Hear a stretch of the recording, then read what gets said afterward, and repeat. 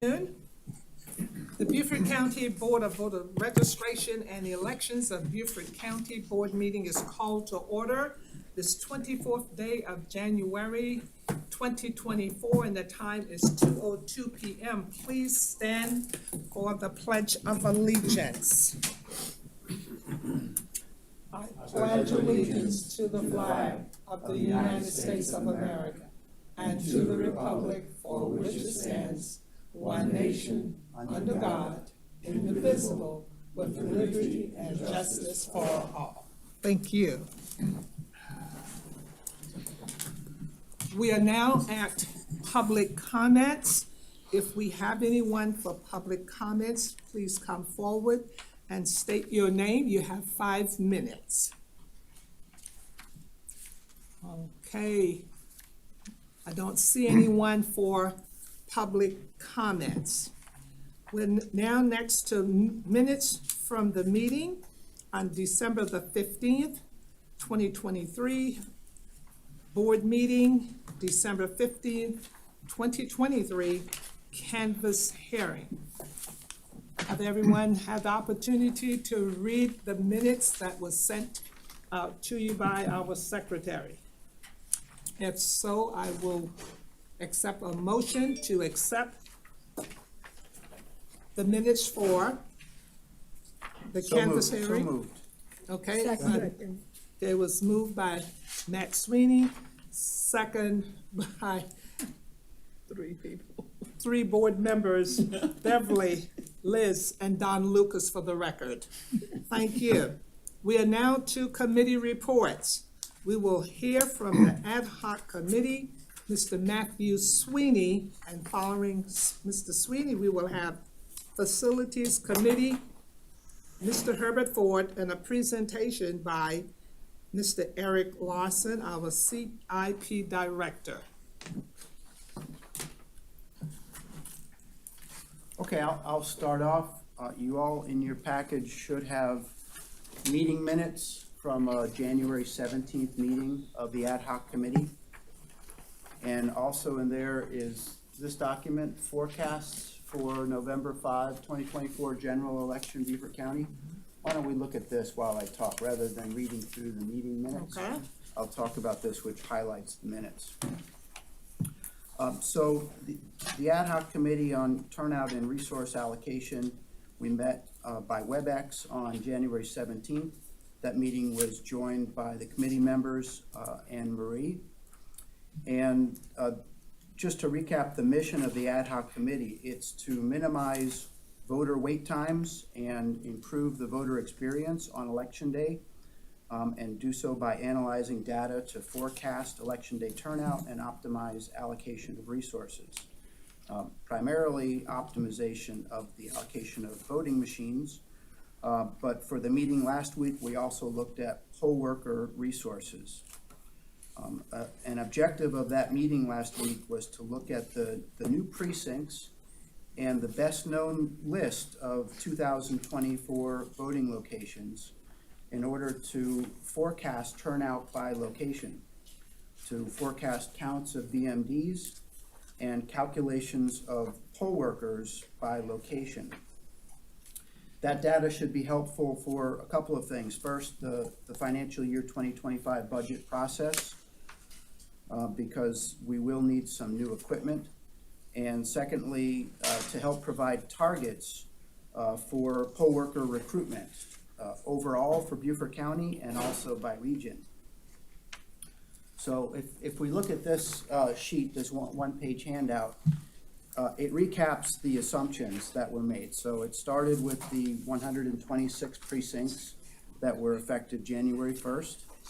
And scvotes.gov had the number of registered voters by precinct as of January 2nd. So that was the basis of calculating registered voters by precinct.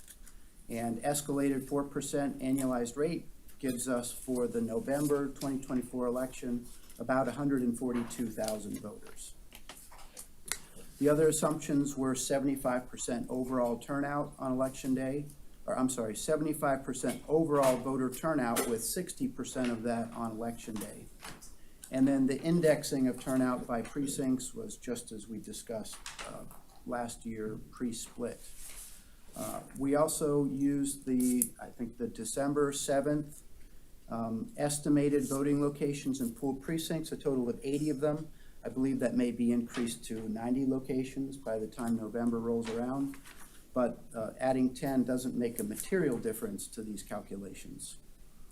So looking at the forecasted turnout on election day and the size of the precincts and regrouping them into the expected voting locations, the model forecasted election day BMD requirements of 581. And the committee last week agreed to use our method 2 to calculate that, which is essentially 6 minutes per ballot on election day. Just for comparison, we have at last count about 510, and Marie may confirm that 510 BMDs. We will use about 70 for early voting, with the goal of not reusing BMDs from early voting on election day. Try to keep those separate. So overall, we're forecasting a need of 650 BMDs in November, which means we'll have to procure another 140, or about 30% more than we currently have. And then we just gave a reference there, the guidance, and it is discretionary guidance, is that South Carolina Code says there should be one machine for every 250 registered voters. That would give us 608. So if you assume that's on election day, it's not too far off the 581 we calculated for election day. The next thing that we did was look at the forecasted counts of poll workers required. There is a non-discretionary code requirement, 71373, that calls for 3 poll workers for every 500 registered voters, or a proportion of 500 voters thereof. And if you do the math based on the pooled voting locations, we would need 972 poll workers. That is quite crowded at many polling locations. So we looked at some other metrics, and using 2022 as a reference, we had a ratio of 3 poll workers for every 933 registered voters. And generally speaking, the poll workers were not a bottleneck in the throughput on election day. In a few locations, yes, but generally speaking, no. So that 3 poll workers to 933 registered voters, if you look at that on an overall turnout basis, so it would be 3 for every 490 overall voters who turned out. The committee agreed to use a metric of 3 to 500 based on overall turnout, which calculates 753 poll workers. Now, this is not an exact number, and we know that things are going to change in terms of our existing pool of available poll workers and how many of them will be available on election day. But the bottom line is, it looks like that we will have to add at least 300 or 400 poll workers to the list of active poll workers. We don't know what their attrition rate is going to be, but it's a pretty significant target. And then the last table here is called an attention table, because the intent is to get your attention for the November 2024 general election. It is essentially 50% bigger than the 2022 general election in every way. So overall turnout in terms of voters who cast ballots will go up about 47%. Election day turnout will go up by 54%. We know we have 33% more precincts at 126 versus 95.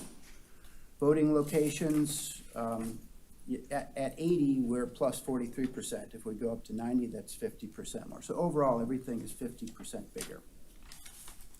So any questions about this so far?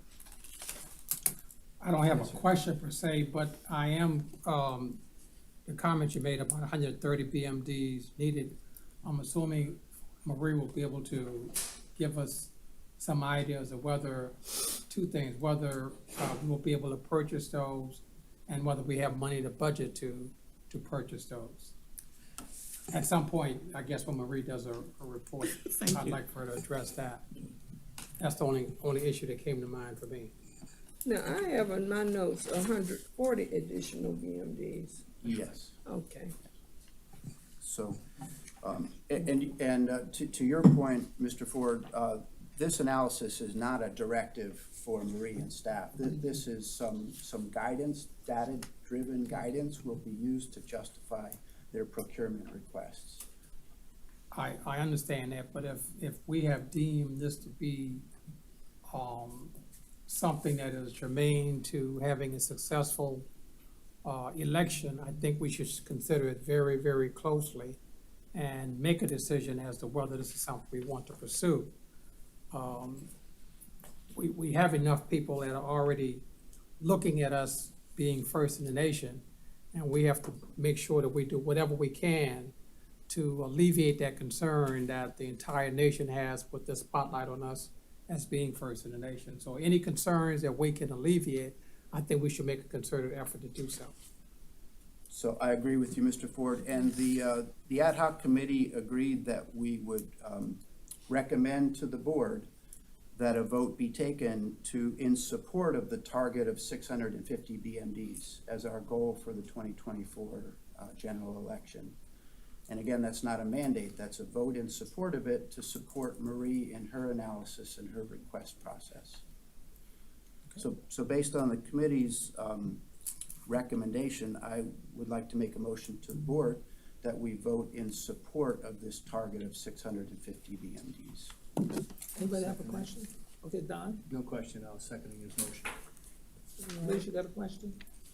No, I don't have any questions. Jim? Okay, I have one comment that I would like to make.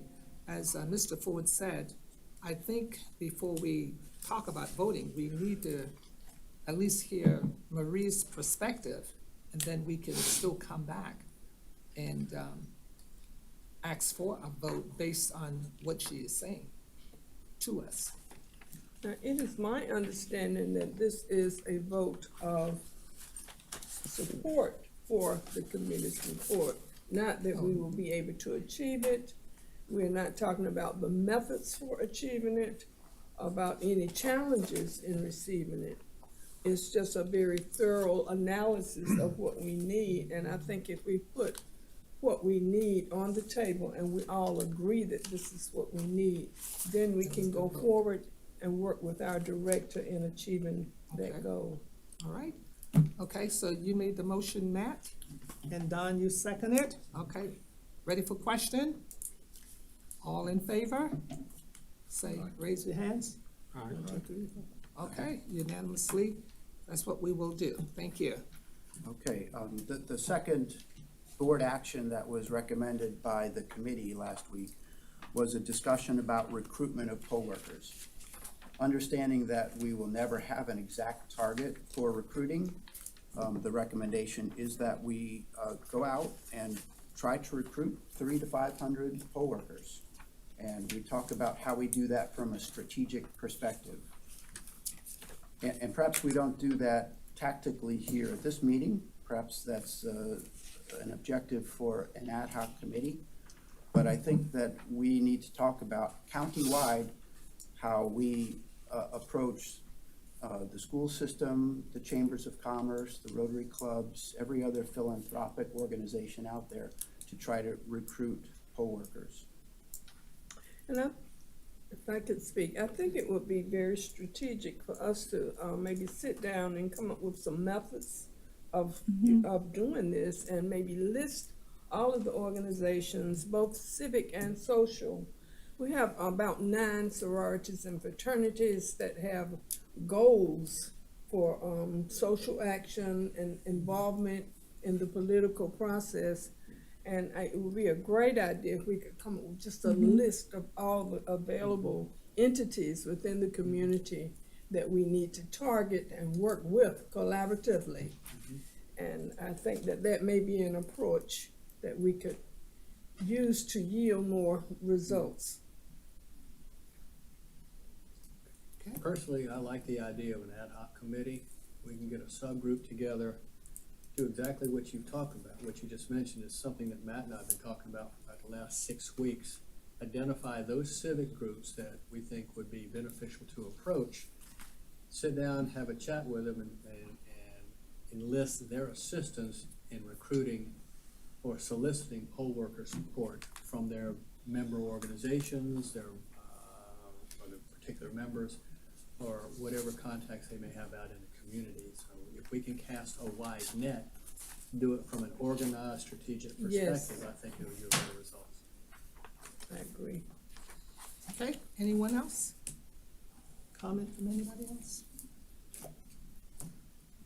So I don't know if we need to make a motion and vote on it, or if we just make a recommendation to Madam Chair to establish an ad hoc committee for this. Okay, so this ad hoc committee, why don't it fall under the committee you already have and not create more ad hoc committees?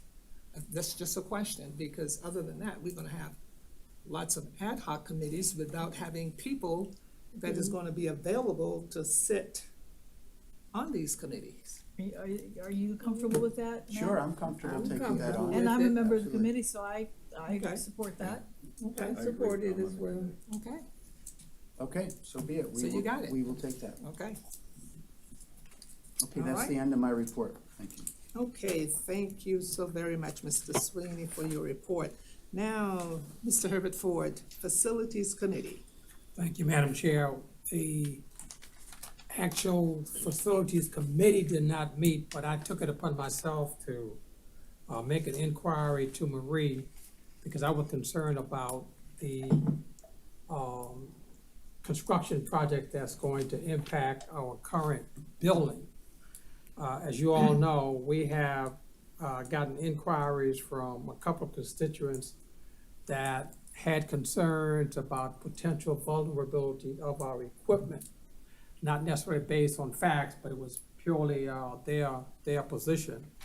And then if you go over the Department of Homeland Security Sizer report that we received back in December, it talked about potential vulnerabilities and suggested options to provide security for our facility. And I thought about the fact that a vulnerability could be unintentionally introduced to our facility through a construction project. So I wanted to get a better feel and a sense of what the construction project is that's occurring at our facility. And I reached out to Marie, and fortunately, she was able to reach out to Mr. Lawson, who is the director of the CIP program for the county. So we were introduced virtually through emails, but I'm hoping that I would get a better feel for what that project is going to entail. And he made the offer to brief the entire board, which was, I thought was a very good suggestion. And our director felt the same way. So I am looking forward to his presentation. I did get an opportunity to see a brief copy of it, and I didn't have any comment that I needed to share at that time. Maybe I have some comments after you make the presentation. And at that point, maybe the facility committee can meet, and if we have any further questions that we want to pursue with Mr. Lawson. I don't know if our executive director wanted to introduce him, or if he feels more comfortable introducing himself. Everybody there, go Mr. Eric Lawson, he is our Capital Improvement Director for the county. Thank you.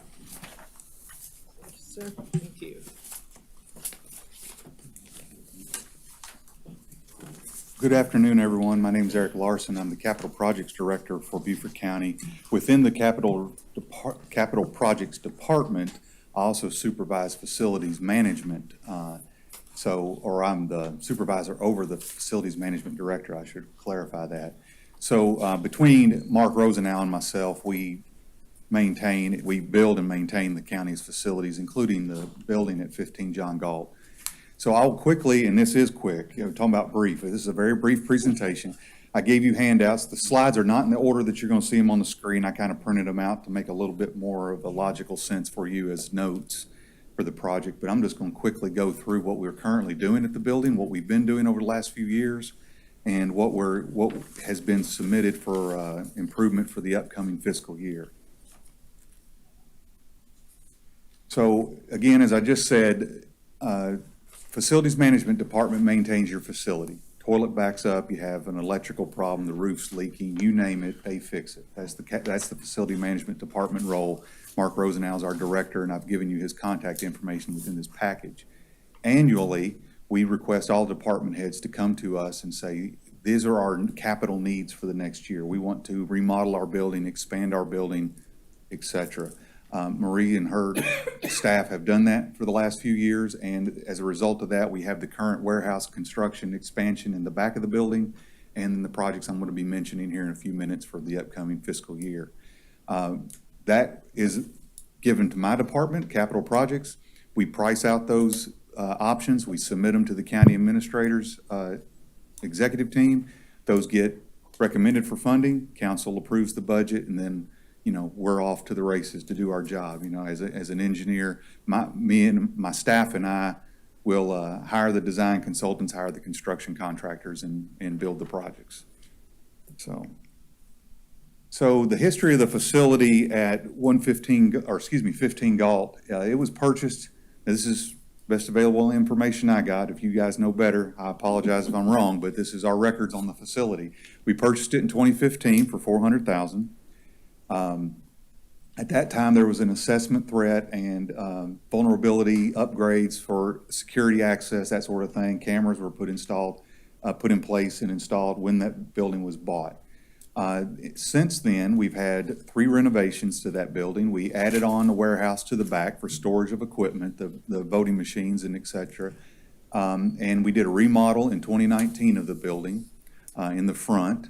And then, as I said, I'm going to show you a couple of pictures of our current project, which is an expansion of the warehouse. We're adding on to the back of the warehouse. This project was limited by the footprint of the property. We are going to the build line in the back.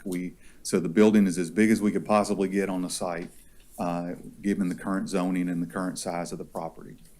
That project is underway. It's about a $470,000 project, plus or minus. You see the dollar signs from the previous expansions. On the screen, it's a little hard. It may be even hard to see on the pieces of paper. It's a black and white drawing, so it doesn't transfer over to a digital image very well. But this is a layout of the property and the building with the 2 additions on the back of it. If you were to visit the site, this is kind of what you would see.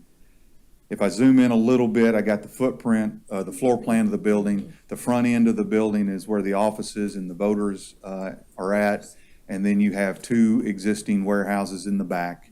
The first expansion, which is where they're currently storing the machines. They actually have work benches and stuff in there where they work on the machines. I've seen them in operation, and they got stuff stacked to the ceiling. So we're going to give them some more room in the back, and that project is under construction right now. It is enclosed. We have to restore the site. So today, even though it was raining, they were out there grading out the site, seeding the site. They were grading the gravel for the access to the garage door on the side, and they're working on the inside to finish out the building. They'll be relocating the roll-up door that's on the existing warehouse to the new exit. That space then remains just as an open threshold to go from one space to the other. And then there's also another door, what we call them man doors, just a regular door that's going to stay intact. It'll be there, but it probably won't hardly ever be used. Just because you can walk around through the opening in the garage door. And we should be done. Now, I have written in here that the project goes through July 23rd. That is the contract completion date, but we're going to far exceed that. We'll be done probably in the next 30 days, if not sooner. For next year, there were 2 projects that were submitted to us by Marie and her staff. The first is security upgrades, and we have cost those out and submitted those. And I cannot give you a 100% guarantee, but I will tell you things are looking good for this project. We've had budget meetings, and so far it is still on the list of proposed projects for funding, and that is the security upgrades you see listed there. It's impact resistant, ballistic resistant glass to secure the facility more than it is today. And then after we're done with this warehouse addition, IT will be coming in. I threw this in as a bullet point. IT department will actually come in and do the additional security cameras on the new exterior access points, once we get done with the warehouse. That'll be going on as well. And then a standby generator. We have that budgeted and requested, or we've priced it out and we've requested it for budgeting. And this generator will obviously give the building the ability to function in the event we lose power, rain, bad thunderstorm, windstorm, whatever. The facility and all the security measures within the building will stay in operation because of the generator. You asked me about 15 Galt, but I thought I would throw this in too, just because this is something that we've done in the past year. The office that was in the Bluffton Recreation Center off of Ulmer Road was relocated to Myrtle Park office building on Bluffton Parkway this past year. There was an office suite within the first floor of the Myrtle Park building that was remodeled, and the staff moved over to the benefits to you is that the sheriff has a substation there. There's active guards on duty 8 to 5 in that building because of the courthouse, the court function that's in that building. And the way that the building and the office suite's laid out, there's a separation between guests and the staff through a service window rather than the way it was at the Bluffton Rec Center. Bluffton Rec Center is still one of your precincts, and I just throw this in because this happened last week. They're using the gymnasium next to the rec building for a voting precinct. It was not well defined how you get in there if you're handicap accessible, so they made some quick changes to the building signage and that sort of thing to make it handicap accessible. Unfortunately, the handicap parking's on the front, the handicap access is in the rear, and so our staff is currently looking right now how to get a proper handicap accessible ramp on the front of the building close to the parking spaces. And that will be coming just within the next few months. We're gonna try to do it as fast as we can. We did what we needed to do because we knew early voting would stop starting for the primary. So we wanted to get all that in place before that started. So in summary, got about a 1.3 invested in the building at 15 Galt over the last several years with expansions and remodeling and improvements, with another 270 proposed for the upcoming year. I feel confident that that's going to get funded, mainly because it was deemed as an essential project due to, as Mr. Ford was pointing out a few moments ago, some of the federal guidelines for these type of facilities. So I've included my contact information as well as Mr. Rosenau, our facilities director. You're more than welcome to contact us and ask us questions anytime, but when you do, I would ask that you include Marie and Audra in your correspondence. We always make sure that when we have constituents or citizens or staff members contacting us, that we make sure the department heads that are responsible for the management of that facility on a day-to-day basis are aware of what's going on. So that's all I got. I told you it was gonna be brief. Yes, sir. Does the generator provide adequate power to make the building fully functional? It will be a fully functional generator. It'll have a switch, power goes out, the building goes on the generator, and everything in the building works. It's not gonna be limited. Air conditioning, light, security, everything. Yes, ma'am. I don't have a question, I just have a comment. I was at the Bluffton office this morning at Ulmer Road, where voting is being taken place. And I also visited the government center Yes, ma'am. in Bluffton also. And then I kept driving because I had to get to this meeting, and I pulled into John Galt Road, and they were working. And I went inside to just take a peek to see the improvement. And when I saw July, I was like, wonder what they're gonna be doing, because from my eyesight, it looked like things would take about 30 to 60 days. So I can at least say that the work is being done. Yeah. And board members, if you ever have time, go out there and check and see what we have. Because they are doing the work that was presented to them.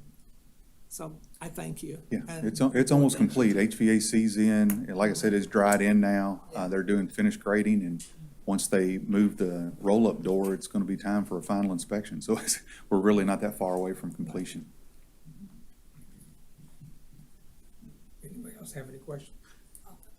Unfortunately, I have several questions. Okay, The first question, you mentioned that the staff perform a threat assessment and security. Is that the Department of Homeland Security staff, or is that the local staff?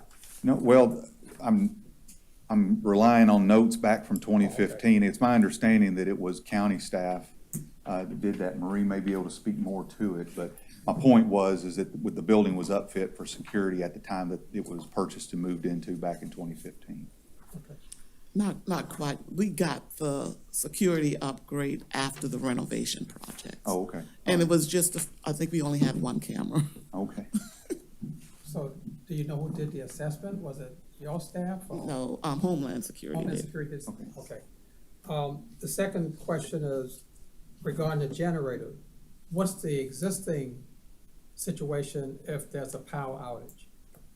If there's no generator now, is there a generator now? There is not a generator now, no, sir. If it loses power, that it would be without power because we do not have a switch and we don't have a portable generator that we could just simply plug in. So the building would be without power at this point. That's why We do have, on election day, we do have a generator available to us through facility maintenance. And they're there the whole time election is going on election day. It's a portable generator, but it would be, it does have enough voltage to keep the results coming in and transfer the results, so. But if it's not an election day, do you know if the alarm system that you have, is that a battery backup for those alarm systems that would kick on if you lose power? I'm gonna say yes, but Okay. I need to. I'm hoping you're right. I need to clarify that facilities doesn't do the security system. That's the IT department, information technology department. So Right. I'm not, that's when when I said the IT comes in afterwards, that's the one thing that we don't maintain. We maintain the lights and the floors and the paint and the bathrooms, that sort of thing. But the security system is part of IT's operations, so I don't have all those details. But most of the systems are battery backup, so I'm gonna assume this one is as well. I apologize, I don't know that answer. I could get an answer for you and have it emailed to Marie and Audra. Okay, hopefully my last question is it your department or is it IT that's responsible for making sure that the equipment is under some type of security at all times? Particularly if there's a power outage, it's after 12 o'clock at night, staff is gone. I'm concerned about the equipment just being out there in the open, as sensitive as they are. Would that come under you or would that come under IT? Probably a little of both. I'm gonna look to Marie to help me answer this question. Again, the security system that would be monitoring the building after hours is IT. Okay, Now, our department helps with the installation of the magnetic locks and the physical locks, deadbolts and that sort of thing. Installing the infrastructure, installing the hardware, we assist with, but then the operation of that security system is IT's. okay. I really don't have, I know, I think there is some vulnerability there, but I don't want to speculate. I think that's a question for IT to answer. Yeah, and again, I'm talking a little bit out of my realm of responsibility, but these magnetic lock systems, when the power goes off, the locks lock and they cannot be opened. It's supposed to lock. Yeah, because they the still electronics have of the some type of maglock backup. system is the electronics actually release the energy or remove the energy to allow the door to be opened. So if, and we're talking about magnetic energy, the attraction of the two metals. So if there's no power to release that energy, the door will not open. And so in the event of a power loss, the door is locked, period. That's my understanding of how the system works. But I'd be happy to get clarification. I'm sorry. The other ones have the bar deadbolt in them, so they're not opening either. Yeah, you have to use a key to get in, Yeah. if you gotta get in. Yeah, so I'll do some digging. I'll ask for some clarification on that and get that to Marie and Audra, but that's my understanding of the way the system works. Sorry, I can't answer those in No, 100%. those are good answers, though. appreciate you taking the time to come and briefing us on that. Okay, Thank you. all right, thank you. And Mr. Ford, thank you for taking the initiative to arrange this for us. Yes. Quite well. Okay, moving on along, Finance Committee, Mr. James Packer. Thank you, Madam Chairman. The Finance Committee met on January 3rd with, and Marie and Wendell attended that session. And we had two key agenda topics for that meeting. The first was to review the beginnings of a presentation that the Finance Committee was taking the lead on to make to the county, eventually to the county council. So that was a large portion of that first meeting on the 3rd. And we had some discussion and we made certainly some input on changes to be made to it.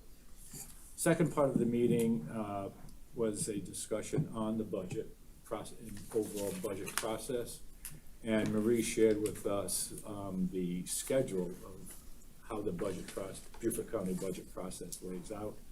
And at that time, she told us that the capital improvement projects had already been submitted, and those were the ones that Mr. Lawson just presented. So we went over those, and we talked about the overall budget, but we ran out of time actually to get into that portion. So at our next meeting, which probably won't be able to occur until after the PPPs, we're gonna spend that meeting on the budget. Year-to-date for this year, and then the process for 2025 budget. The committee met again, just the committee without staff, on January 9th. And that was really to try to put some final touches on the presentation. It was in much better shape. And so we've been kind of tweaking it over the last couple of weeks. And then this board voted on it approved it by email, 7-0 to approve it. And at this point, we are looking to try to get on the Finance Committee's agenda for the County Council Finance Committee for their next meeting. They had a meeting scheduled for the 16th of this month, but that was canceled. And so we did not have an opportunity to present it this time. So that's our next goal, is to start getting this into the county council process, to hopefully on a timely basis get supplemental pay approved for poll workers. Anyone have any questions? Because I have two questions. The first question is, as a board member, I would be interested to hear, perhaps on a quarterly basis, about where the Board of Elections stands against the budget and what the major variances are. And perhaps that should be something in the director's report. But could I ask that the Finance Committee work with the director to decide what an appropriate report to give quarterly at the board meeting would be? Absolutely. Okay. Yep. And then my second question is related to the request for a supplement pay. As I understand, the request is a special appropriation for the June 11th statewide primary election, but the supplement would then go into the 2025 budget for the November election. So this is really a one-time request that we're trying to do quickly. That request, when would be an appropriate time for us to socialize that with the county council members? Since we've approved the presentation, I was hoping that I would have an opportunity to connect and either speak live or meet with Councilman Lawson, who is the chair of the Finance, Admin, and Economic Development Committee. I have not had that opportunity and have tried over the last 2 weeks to connect with them and have not been successful. So at this point, I would say we should be socializing with other members to start getting this thing bubbled up to the surface. I'm going to contact Chairman Passament to talk to him and get it introduced to him at this point. I didn't want to think that I was sidestepping Councilman Lawson since he's the chair, but since my reach outs to him have been unsuccessful, I'm gonna go with the chair. I just wanted Thank to, you. to ask whether, when you reached out to him, was it by email, was it informal or formal? Like an email that required a response? It was phone calls, which went to voicemail that was full all the time. So then it became text messages, emails, and multiple contacts of both for text and email. I was thinking of something more formalized, like, you know, a letter or maybe, you know, not a negative letter, but just a very cordial letter that, you know, you've made efforts to reach him. I just. You mean a snail mail letter? Is that what you're I was suggesting? just thinking, you know, because a lot of times people get a lot of emails, a lot of text messages, but I'm just thinking of another approach to communicating. There is protocol for, getting on a committee agenda, and that's going through the county process. Yes. You come to me, I go to my ACA will go to the county, administrator and make a request to be on that agenda with, Thank you. That's your what I was. with your proposal. So I think that's where we are. If we are at that point to make a formal request, Audra will take it up to administration for review to be on the agenda. Am I right? So are we starting with the finance committee? Yes, sir. Okay. In a more direct, formal manner. Marie, think. our correspondence with you, would the protocol dictate that that be going in a formal manner, or we just notify you? A formal. Yeah, it needs to be in writing so we can have documentation of the request. Right. But you could So do if it's being recommended by the board to take the finance committee recommendation forward to council, then it will also be in our minutes with the motion and approval by the full board to move forward. If that's, So do we need to make a motion at this time to move forward? Here's a No, question yeah, I- before we. What is the deadline that has been established, or has there been a deadline established that we have to get all of this done before county council, before it'll be approved and it can be implemented? Do you have any idea? I can speak on that. She can answer. She said, I will Audra tell you can. that the next finance meeting is scheduled for February 20th, and for the proper process, I would need at least 2.5 weeks to submit the proper paperwork to request to be on the agenda. What's the deadline that we would have to get something to you to have it all finalized? I would Is say there- 3 weeks prior to February 20th. But then we'll have to go through 3 readings in front of county council? So if the finance committee decides to take it before council, that would be in way of an ordinance, and that does require 3 readings, and we're looking at April. If it makes it to county council, if finance, you know, motions and moves forward to take it to county council, that will require 3 readings. So we're looking at April. So it could go to finance and they disagreed with they could disagree with the proposal, right? Is that They- what you're saying? Correct, they could vote not to move forward to council, that is, yes, that is a possibility, And it dies for lack of support at that point? correct. Okay. Beverly?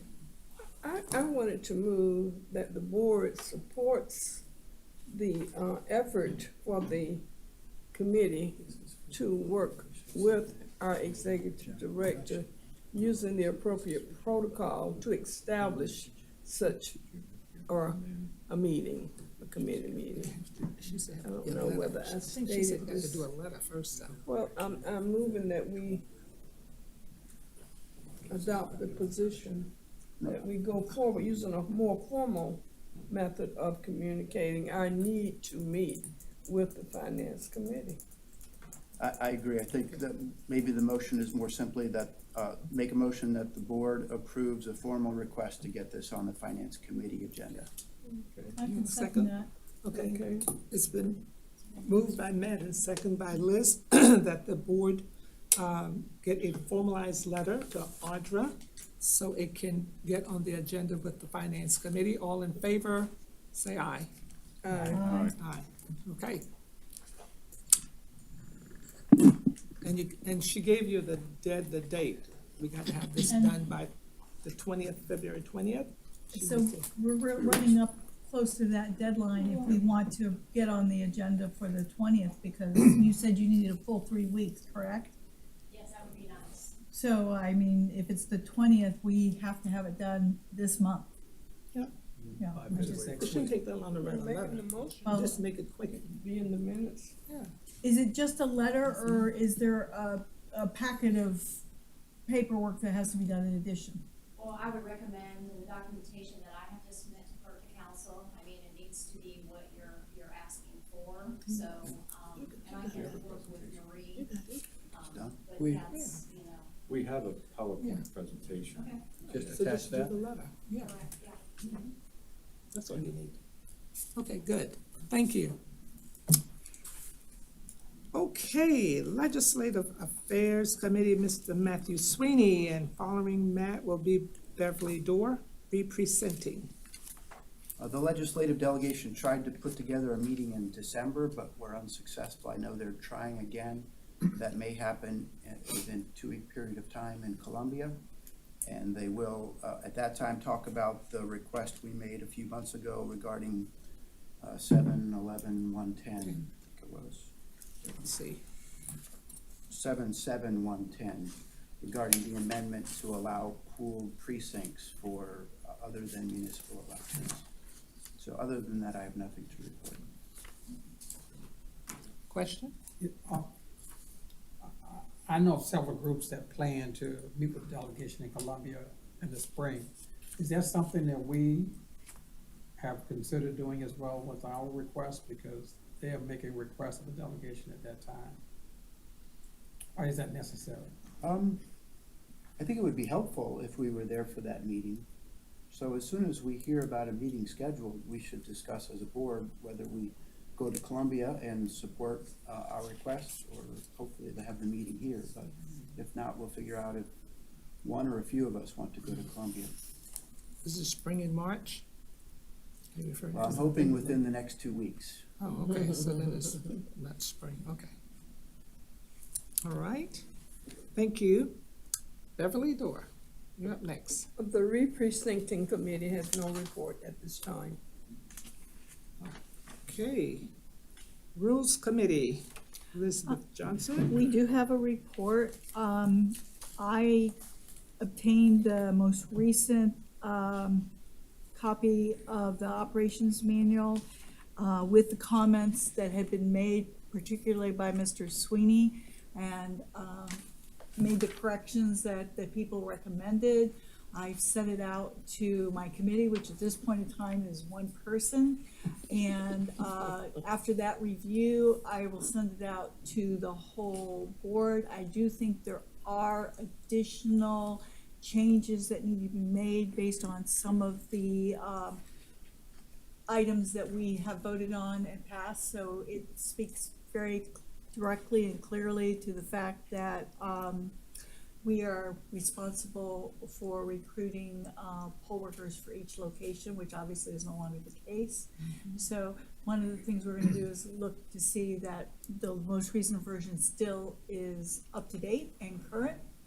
And my committee is down to 2 people. I don't know if we're gonna wait until we have a new member of the board to bring it up to 3 people, or if there's a member here who's interested in being on that, if we could add them to the committee at this time.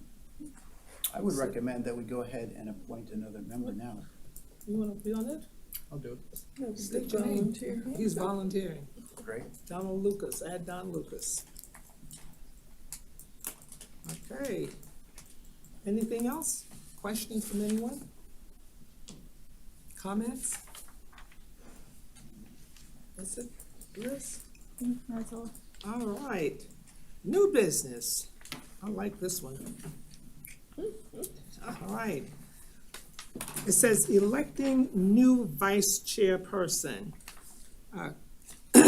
Craig Pelly was elected vice chair, and he retired the end of December. So we still have another year to go, and we need to fill that position, because I may decide to take a vacation or travel or go skiing and maybe gone for 2 months. Never know. Yeah. So I will wait and listen for the board to nominate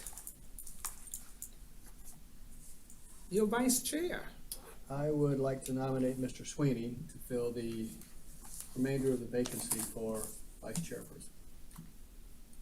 Mr. Sweeney, do you accept that nomination? Yes, thank you. All right, anybody else? All right, can I get a nomination from the floor to close on Matthew Sweeney as vice chair? I move to close the nomination on the say of one name. Can I get a second? I second. All in favor by the sign of aye? Aye. Aye. All right, Mr. Sweeney, Yeah. Thank you. thank you. Madam Chairperson, that brings up a secondary issue. Mr. Sweeney is our current secretary. He may wanna do all of that, you know? He can multitask. Matt, if you'd like to handle both, you're welcome to it, but if you would like to abdicate the secretary's position, we may want to pursue that. Okay, let me say one thing, that he can't do that. The secretary is not an elected position, it's just the chair and the vice, so he can hold as many as he can handle. Am I right, Marie? Okay.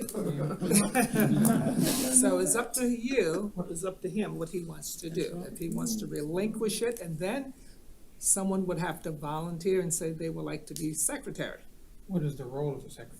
What all he's doing right now. Well, actually, I'd like to, address that. I would like to give somebody else an opportunity to act as secretary, number one. Okay. But I would propose that we listen to the SEC, who at the last training session in December, they talked about the roles of the board and the role of the secretary, and they strongly recommended that board members not be the people scribbling notes during board meetings. Because it's very difficult to participate. So my recommendation would be that somebody on staff take over the responsibility of scribing the notes during the meeting, but that the appointed secretary on the board is responsible for reviewing and issuing the notes or the Making minutes. corrections and modifications. So we have a tape recorder, right? We do. Okay. So then no one should be scribbling notes. It gets recorded and then it gets passed on to the secretary, if I heard you correctly. Well, the recommendation was that Yeah. a staff member draft the notes Oh, okay, rather than the appointed secretary. okay. And that's from the Secretary SEC, sign okay. Yeah, the And I SEC agree made that with recommendation. Mr. Okay. Sweeney. We used to do that and it was very effective, handling the business of this organization that way. The secretary could still Review and keep the tape modify. recorder to verify the notes for completeness. All right, did I get a motion for that? I so move. Liz, move. So I'm Second. moving that what I guess is that a member of staff would scribe. Yes. And then the secretary would review and amend as necessary and, Forward to the rest of the board. and type up the minutes and then forward to the rest of the board and to the office. I think the staff person types them up. Yes. Okay, then I'll amend it to have the staff member type it. Thank you, Beverly. Type up the draft, reviewed by the secretary, approved by the secretary, and then the process after I've been drafting the notes is to have the chairperson and the director review them before they're considered ready to be sent to the board. So in this case, the staff would do the initial draft, the secretary would do a review, and then it would go to the chairperson and the director for review and then distribution. Okay. And I second your motion. All right, it's been properly moved and second. All in favor by sign of aye. Aye. Okay, so move. Motion then- carries. But you still don't have a secretary. Yeah, I'd like to nominate, if I could, Ms. Johnson Okay, And I will as the second that. secretary. Liz Johnson, you have been I have been nominated as I secretary? can I do believe it. it's been closed on your name also. Pardon? Have it been closed? Did anybody else Oh, nominate anyone else? you wanna do it, Beverly? No, ma'am. Okay. Now can I get a, I motion that nominations be closed. okay, it's been closed on Liz Johnson. Liz, congratulations Thank you. and thank you. Don't you have to say all in favor? Well, why, it's been, nobody objected? Close the nomination. Yeah, it's been closed. It's done. You're still supposed to say all in favor. Why? All in favor, I guess. we say all. Why? Okay, all in favor, say aye. Aye. Everybody voted, so you don't really have to, but that's okay. Okay, 2024 board meeting calendar. Is it in there? Yeah, is the calendar in here? Let me look and see. Yeah. Yes, it is. Yep.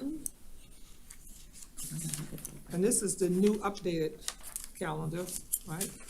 Yes, and it Okay. probably will be updated periodically through the years. But Okay.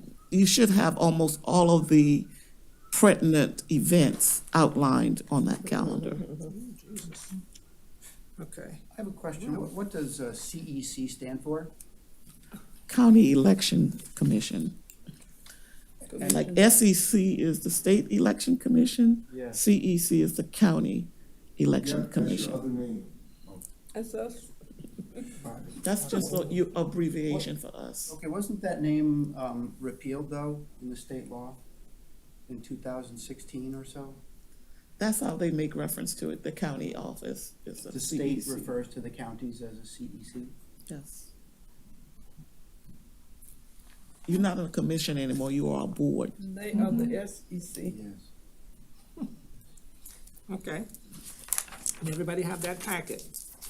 All right. Director's report. It's my turn. Okay.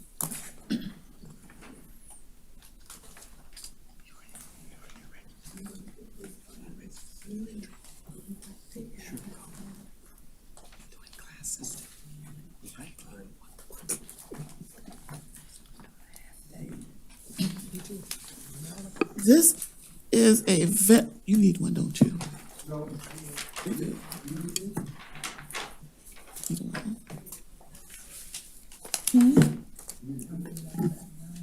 I don't think it's gonna work from over here. It doesn't work. Okay, thank you all for what you have done so far. And you should be getting a copy of the presentation.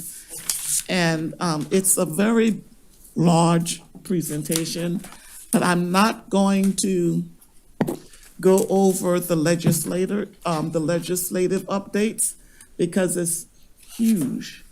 And so what I did was I researched the website and all of those proposed changes for this legislative session starting in 2023 through now that's still out there looking for approval or denial, is what you have in front of you. And so there are several pages of those legislation that's being proposed. And it's good reading. You may want to go through it and see if there's anything in there that you want to champion and talk to your legislators about if you think it's something that's going to be beneficial to the profession as a whole. So it's a lot of them, and some of them are repetitive. It's been introduced by different legislators. You have the House and the Senate proposals. So you will see some of the things repeated several times over. So that's for you to review in your spare time. We're not going to go over them. So far as election updates, you know that we are planning right now, in the process of setting up for the Town of Bluffton special election, which is going to be on Tuesday, February the 13th. And we have two candidates vying for that town council seat, which Emily Vox Burden and Emily Mayer. You know, that's gonna be confusing to the voters, but just so happen to have two Emilys running for the same office. The certification for that election will be on the 15th, but you are not involved in that certification because the towns still have their own election commission. Early voting for that office will start next week, the 29th of January, and it's going to go through February the 9th. Now, that means that we will have two early voting going on at the same time at the same location. We cannot use the same machine for the PPP that we are using, excuse me, for the Town of Bluffton election.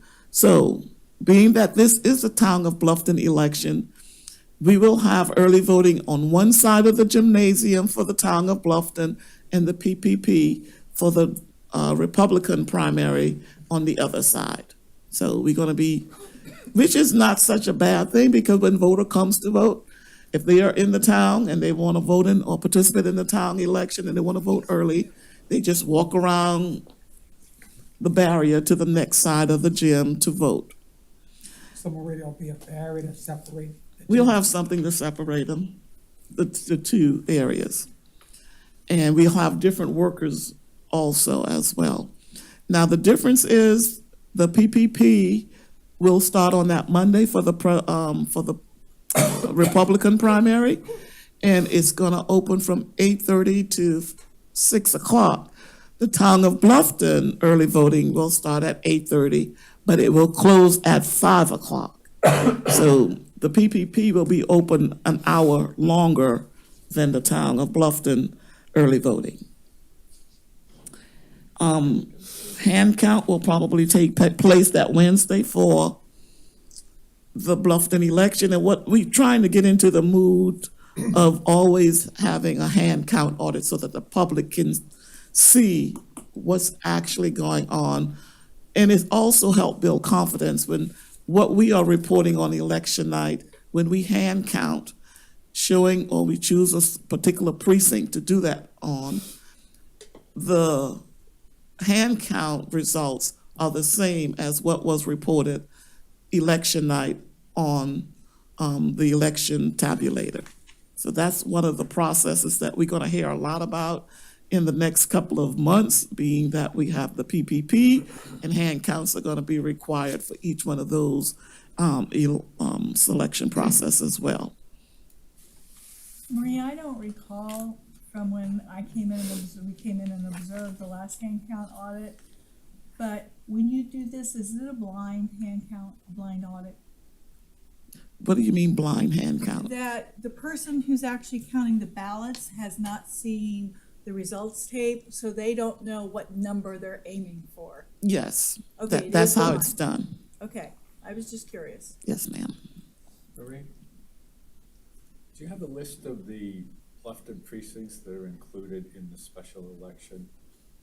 We do have a list of the precincts that will be participating. Can I get a copy of that? We'll send it to you. Yes, sir.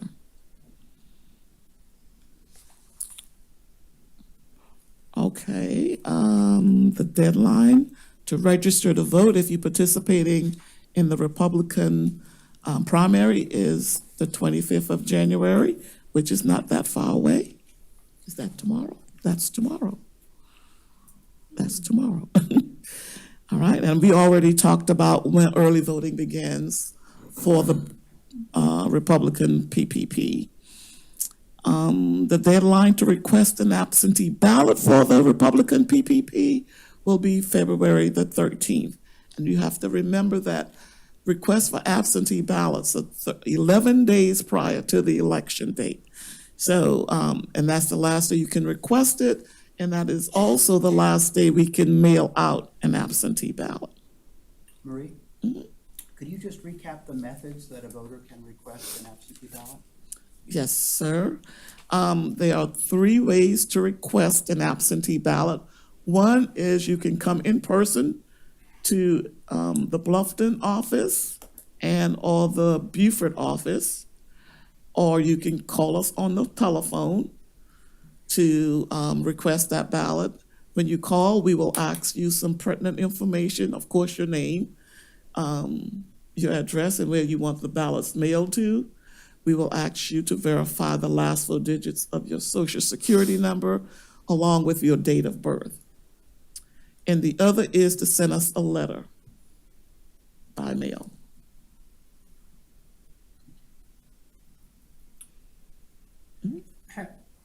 Has the request for absentee ballot changed? And the reason I'm asking this question, I attended a community meeting last night, and an organizational rep made a comment, which was sort of disturbing to me, that, as she put it, they have made requests for absentee ballot difficult. And I can't figure out why she made that comment. I don't wanna make reference to the organization that did it, but that was the comment that was made. So has there been some drastic changes? That Yes, would when cause we, someone to make a comment like that? well, anybody pretty much could have called in without verifying who they were to request an absentee ballot. And when the Act 150, if I'm not mistaken, Mr. Sweeney, you know all those numbers, was passed back in May of 2022. In May of 2022, it streamlined the absentee process. That was the early voting bill that was passed.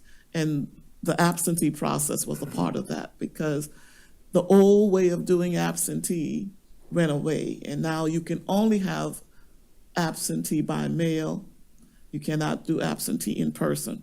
That's what the early voting process replaced.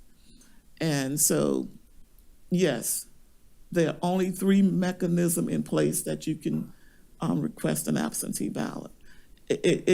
And you can only request, only an immediate family member can request a ballot for you, and or if you are been designated as an authorized representative for that person. And whoever is calling, they will still have to share that same information. If I'm calling for my mom, I have to know my mom's address, my mom's date of birth, and the last 4 digits of her social security number, and the same for the person who's making the call. If I'm the daughter, we are going to request information from you as well. But to me, that's making it more verifiable, that the person. That's what it is. Some people may think it's more difficult, but it's more verifiable. That's a good way of putting it.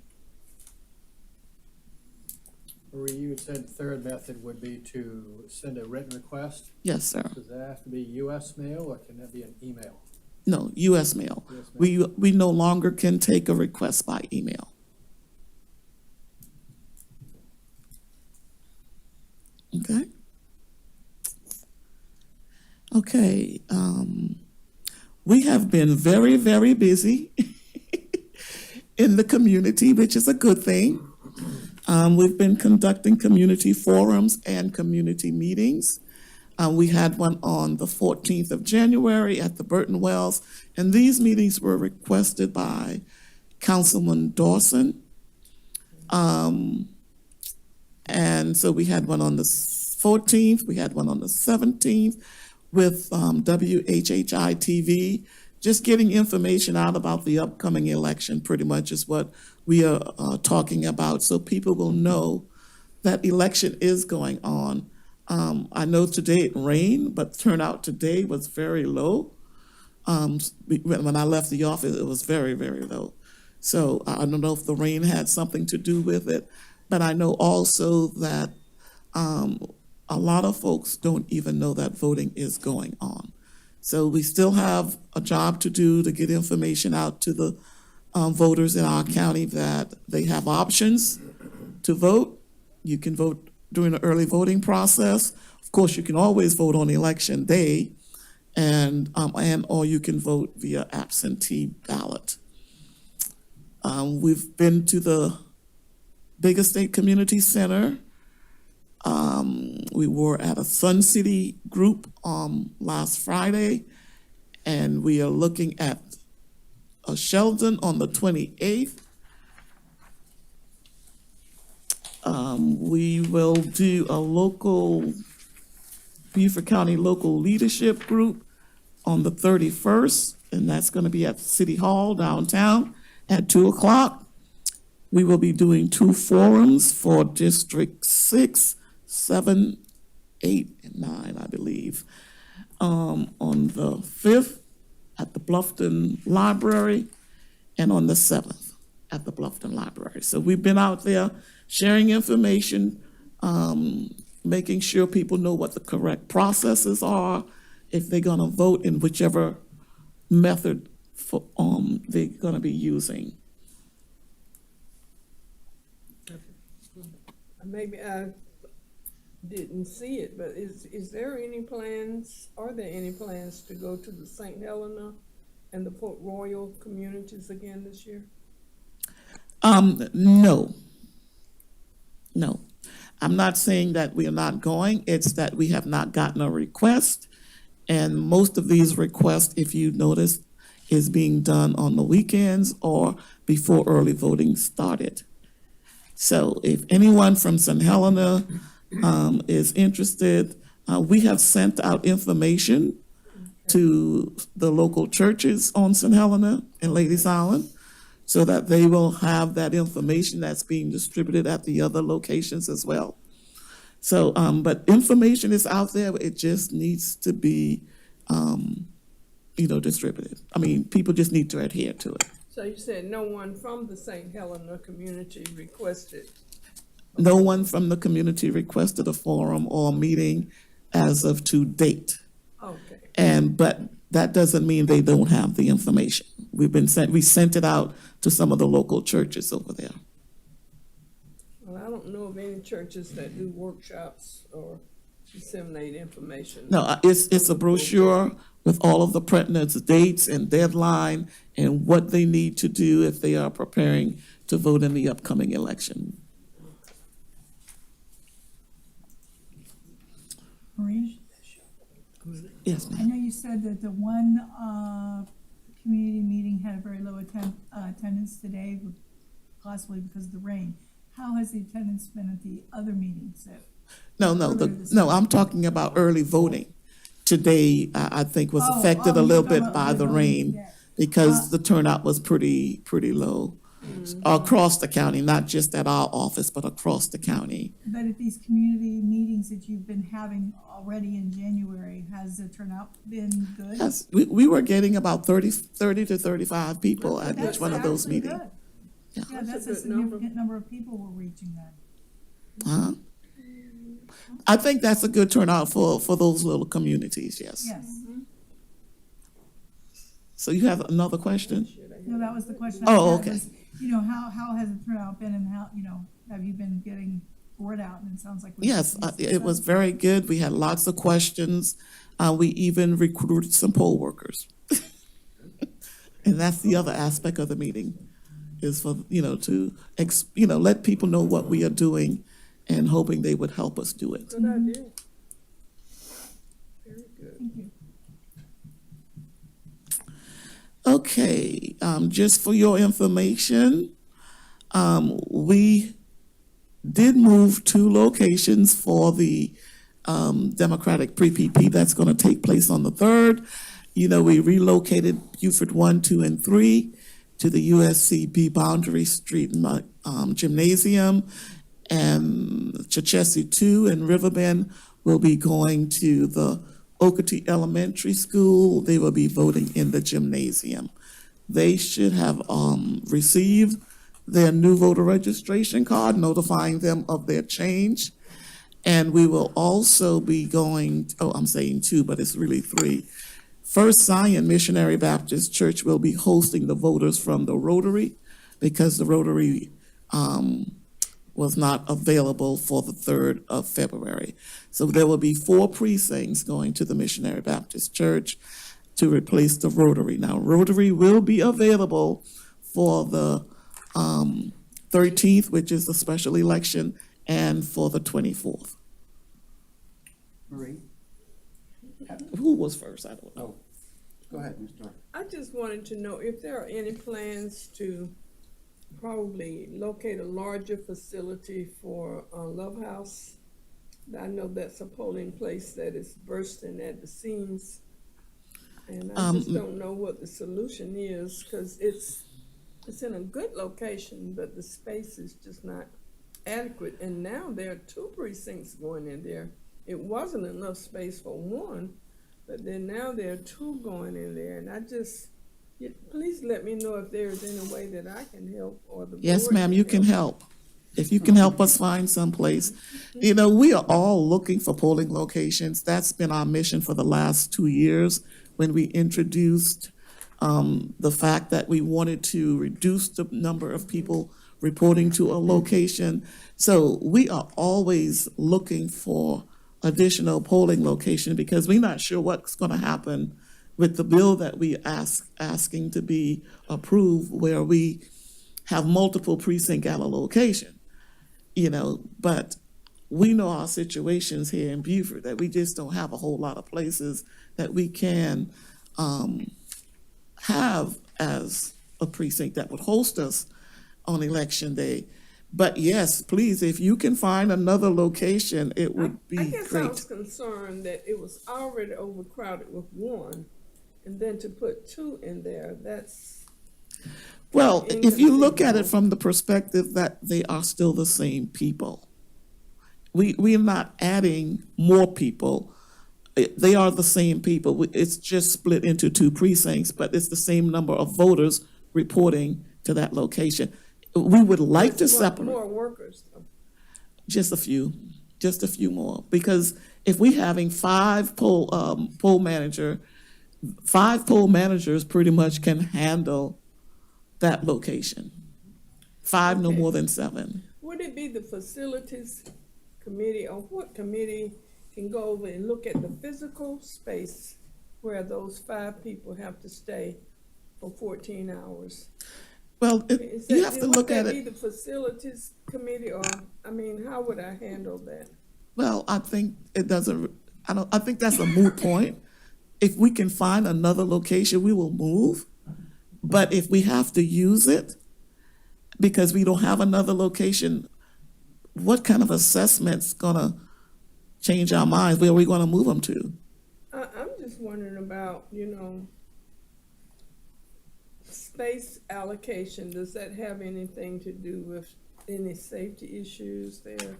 I don't know. Maybe somebody else could.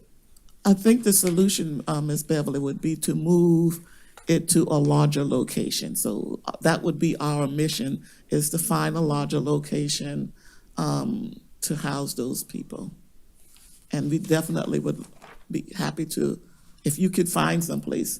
It's just a thing for us to move them. We just gotta find someplace to move them to. Okay. So the options are limited in that particular area. Well, that's our problem all over the county. We have some facilities, like a gymnasium, you can put 4 or 5 precincts in there, but then you have a church or a school, it's a church really, that's allowing us to use a small area of their building because they have other programs going on at the same time, after-school program. And plus, it's, like I said, it's a church, so it was not designed to be a precinct in the first place. It's a church facility. So we are just using what we have available to us. So, but yeah, anyone who can find, I'm just asking for assistance from board members. That's all. That's all I'm asking for. Marie, I had a question about the voter registration cards that were mailed out on January 19th. Were those new cards sent only to voters who have a new polling location, or were they sent to every voter who's in a new precinct? it was sent to every voter with a new polling location, which is only those ones that I just mentioned. Our goal is, before the June primaries, is to get cards out to those people who have a new precinct as well. We didn't move the polling location, so voters are gonna go to those locations as if nothing happened to them. But we will be notifying them of their precinct changes as soon as this election is over and we find the monies. Okay, thank you.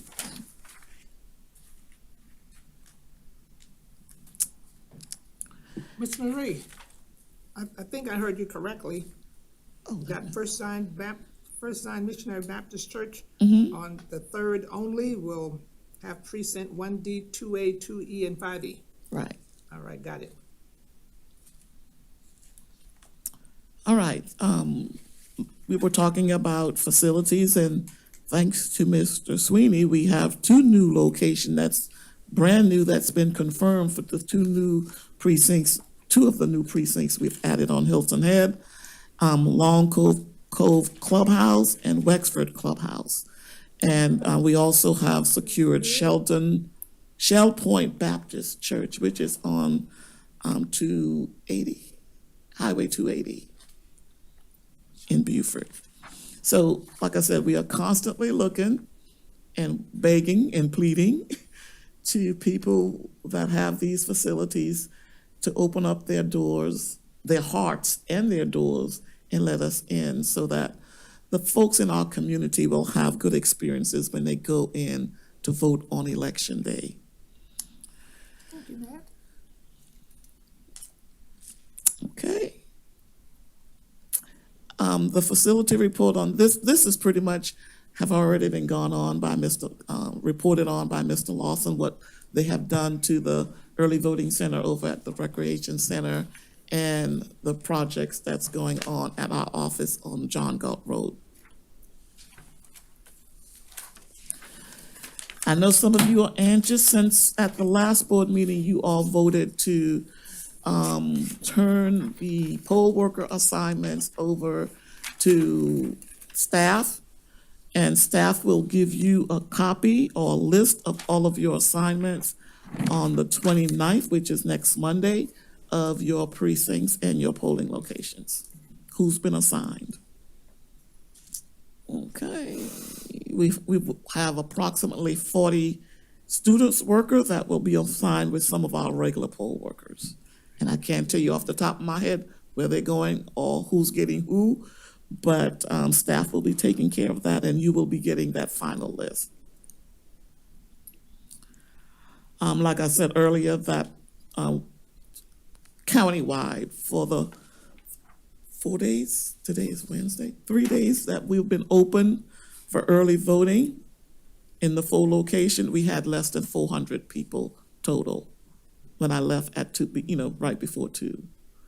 So it's slow. I'm anticipating it will pick up a little bit more, especially next week when the word get out to people that voting is going on. And the folks that are coming, we kind of like make them ambassadors to go out to their communities and tell people what's happening at the different libraries and the different facilities to early vote. Okay. You have your calendar of events in your package, I believe. And one reminder, the SCARE conference, if you are considering going, make up your mind now, because Chris has already reserved your rooms. But if you're not going, we need to know so we can cancel. And the earlier we cancel, it will open up to other folks. We are already in a flow over hotel. So if you're not going, we need to know so we can release that room. Okay? And if you let Chris know if you're not going to make it. And I appreciate your attention. I think that's it. That's it, unless you have any questions. Anybody have, go ahead, Mr. Ford? We just made a decision to provide your staff with the opportunity to excel by being the secretary. Is that gonna present any type of difficulty for you from an operational perspective? Yeah, it's just gonna take up some extra time, but I will evaluate the situation and see what we can do. We have done it in the past, but it was a relief not to be responsible for it. But now that we have it back, I guess we will have to we'll deal with that. What, the second question I had, what can we do to, educate the public more that we have these early voting centers open and to try to encourage them to be, more, make themselves more Engaged. available to go ahead and vote now as opposed to waiting? Is there anything that we can do that you can think of that would, enhance that process? All you can do is encourage people to vote. Everywhere you go, if you see people in the grocery store, if you see people at Walmart, which you will see people at Walmart, just remind them that early voting is going on. Know the dates if they want to participate in the Democratic PPP or the Republican PPP. Make sure you know what those dates are so that you can educate the public when you see them on when those events are taking place.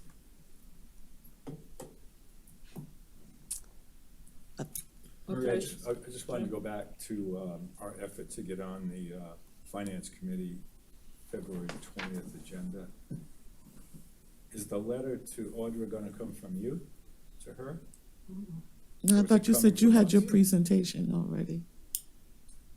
But we were talking about a letter, I thought. A formal request to get on their agenda. Yeah, well, once you send me your documentation, I will forward it Okay, on okay, to. I'll get it to. Any other questions? Anybody else have questions? Okay, I guess I do have a question, and this is to Herbert's, or Mr. Ford's question about getting the word out about the early voting.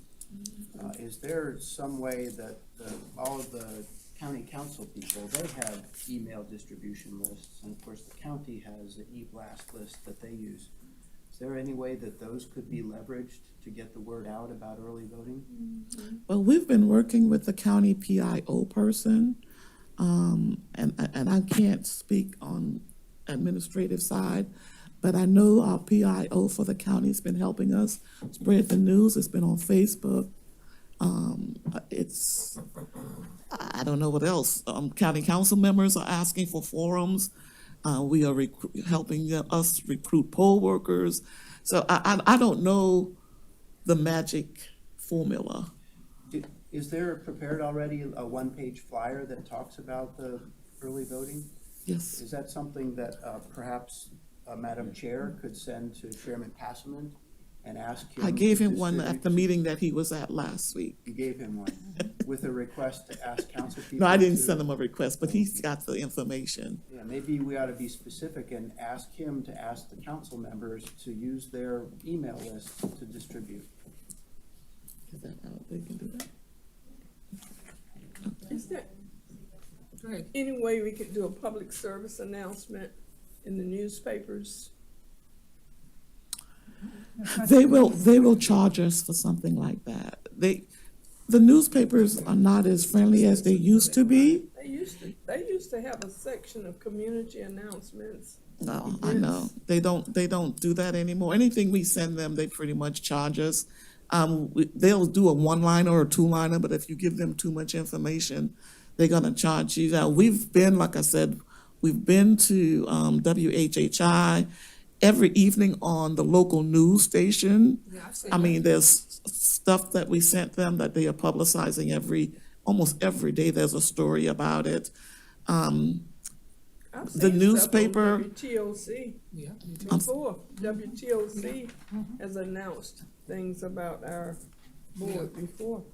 I mean, they do it almost every day. Yeah, but they like. Almost every day, WTOC, WJCL, all of the local channels are announcing early voting for the PPPs and everything, so.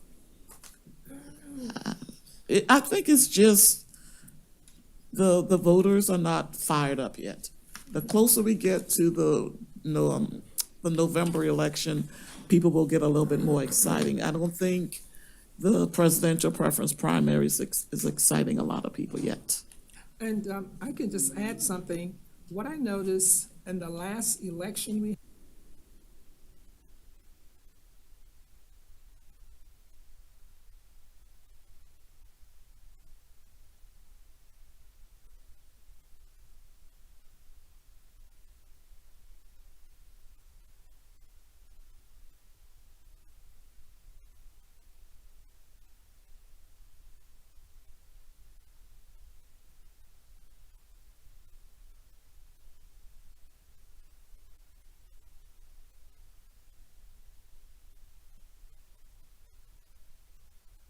people, and let me tell you what, I only saw 3 people have been there, and the rest said, I'll be there on the 3rd.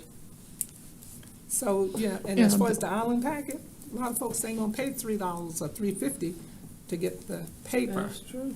So that's not gonna work. Yeah, it's, Okay?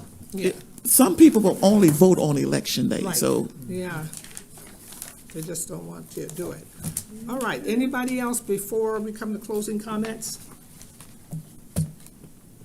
Okay, all right.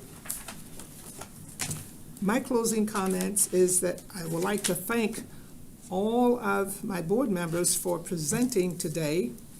And everyone did a wonderful job on their presentation and everything that they have been doing in order to move us in the right direction. So I thank you for that.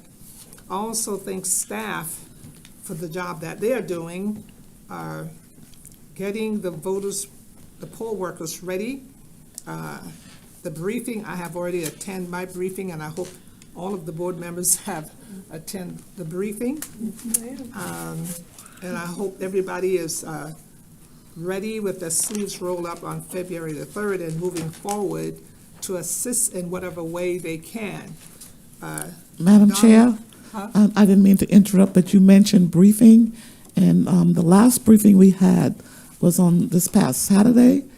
That was supposedly the last meeting, but we will be having a makeup briefing on the 2nd of February at the Hilton Head Library. 12:30, Hilton Head Yeah, Library. that was for, we had quite a few poll workers who wanted to work, but they were all out of town during that week.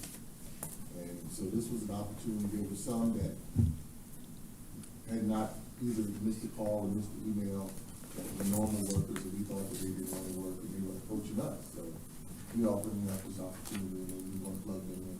So you will not get your final, you'll get a list on Monday, but I can almost guarantee it's not gonna be your final list. Okay.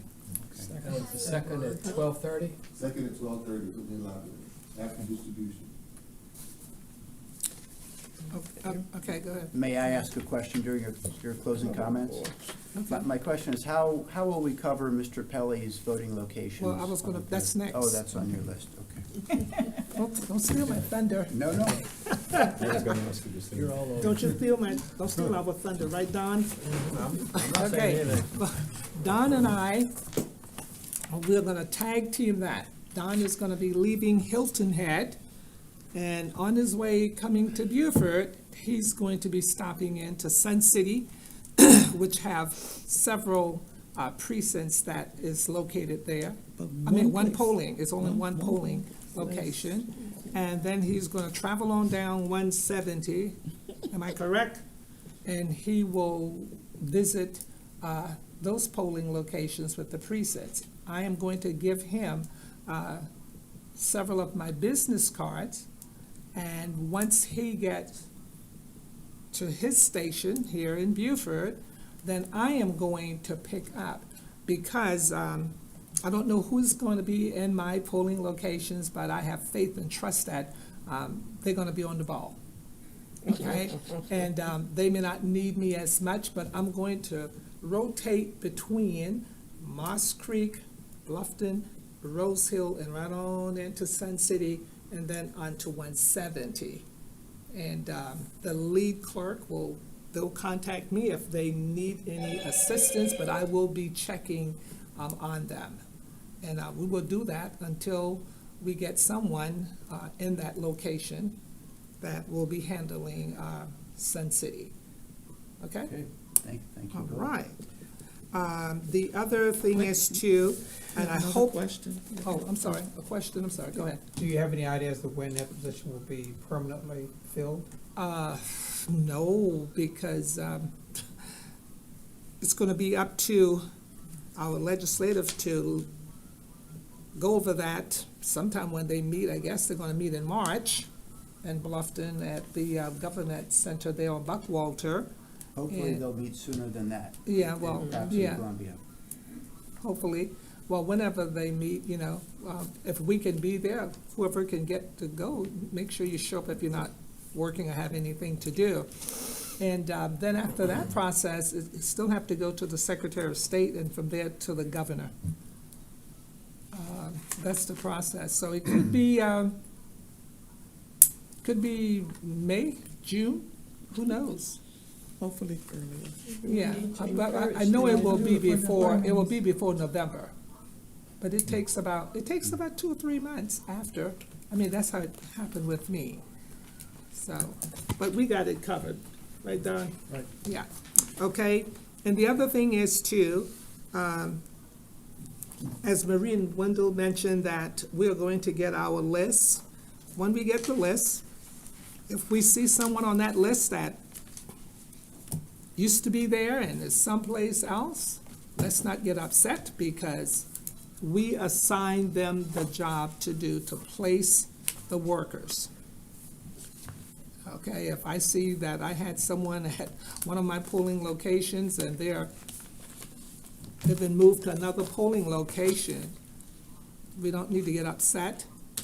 We're going to work with what we have, because if they know the job and they're not afraid to ask questions, then they should be able to do the job, because we assigned them that responsibility now, and we need to let them handle the process.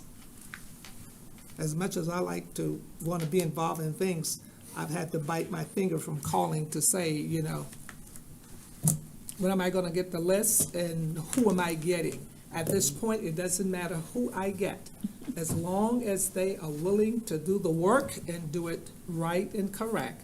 And if they need assistance, I'll be able to assist them in that aspect. So we're going to let them do what we voted on to let them do.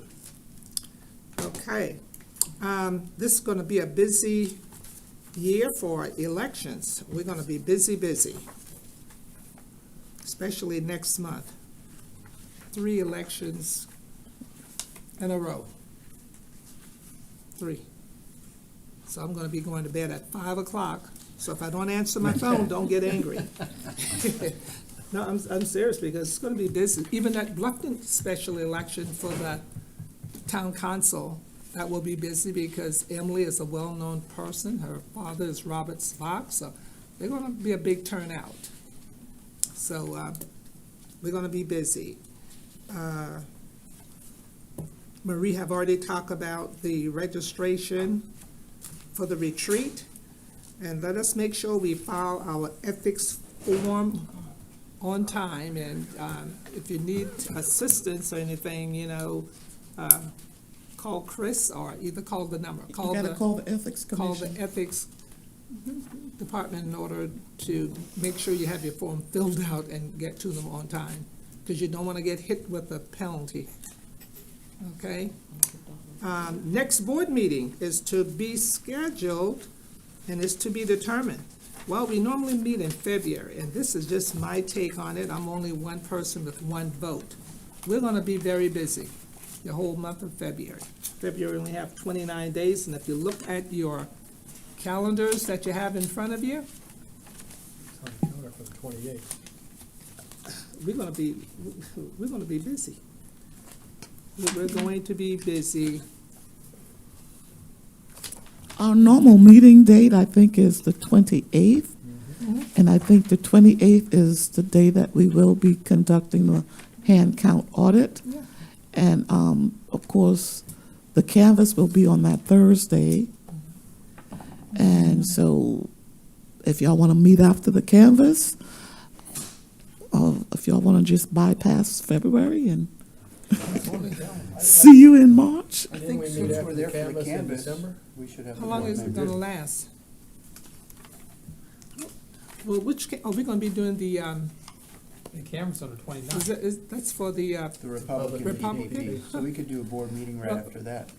as long as it's not a long board we meeting, need because I'm going to be tired It's and got to scheduled get, for the 28th. yeah, Yeah. because I'm going to be tired and got to get packed to get on the road to go to the retreat. And I don't want to go to the retreat tired. I mean, No, I'm The, serious. Talking about the March scare. I know when I Scarecrow. retyped the Yeah. operations manual, Yeah. there's a lot of dates for like when it's approved and stuff. Mhm. And I actually put the 28th in, thinking that we would be able to, work the process that month. Now, it's relatively easy to change, but I'm hoping that my committee will go through and make their input so I can send it out to you guys. Yeah, And that we might be ready, you know, in a perfect world, to approve it at that meeting, whichever day it's going to be. Okay, as long as we have a short agenda. You know, but that would be one thing I'm hoping to get on the Yeah. agenda. You know, I know we've waited a long time for that. So I propose. To my right. I propose we move the board meeting to the 29th, right Yeah. after the canvas. After Okay. canvas. All right, can I get a motion? Motion so made? I'll second that. Second? All in favor, raise your hands. So All right. 29th. Motion carry. Board meeting short, right after the campus hearing. So I will have to change all those February 20th, February 29th. I'll look at it But just be aware of that. All right, meeting, can I get a motion to adjourn? It is now 3:43. Okay, it's been moved. Who's second? Okay, and it's been seconded by Don, that we adjourn this meeting at 3:44.